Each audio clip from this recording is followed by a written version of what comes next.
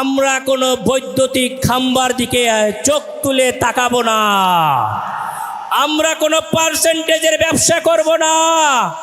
আমি যদি আপনাদের ভোটের মাধ্যমে নির্বাচিত হই, আমি কোনোদিন ভাই থেকে স্যার হব না।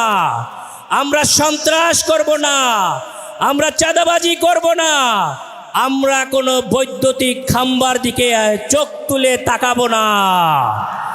আমরা কোনো পার্সেন্টেজের ব্যবসা করব না, আমরা কোনো বাতাস ভবন করব না।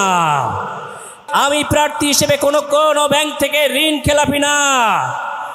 আমি কোনো লোকের হক নষ্ট করি নাই, কোনো বনের ইজ্জত হরণ করি নাই, আমরা কোনো টেন্ডারবাজি করি নাই, আমরা কোনো চাঁদাবাজি করি নাই, আমরা কোনো সন্ত্রাস করি নাই। এটাই জামাতে ইসলামী। এক সময় শহীদ জিয়া যখন ছিল এবং বেগম খালেদা যখন ছিল, বিএনপি অনেক বড় দল ছিল।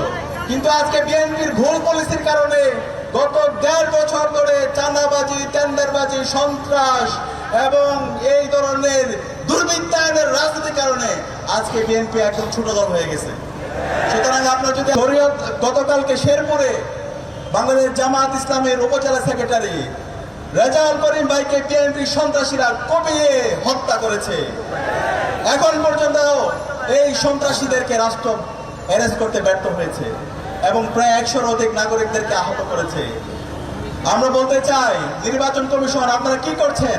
আপনারা এখন পর্যন্ত হাতে চুরি পরে বসে আছেন। আপনাদের কাজ কি? এই নির্বাচন যদি সুস্থ, অবাধ এবং নিরপেক্ষ করতে না পারেন, বিগত ফেসিবাদী আমলে বাংলাদেশের নির্বাচন কমিশনের যে পরিণতি হয়েছিল তার চাইতে খারাপ পরিণতি আপনাদের হবে।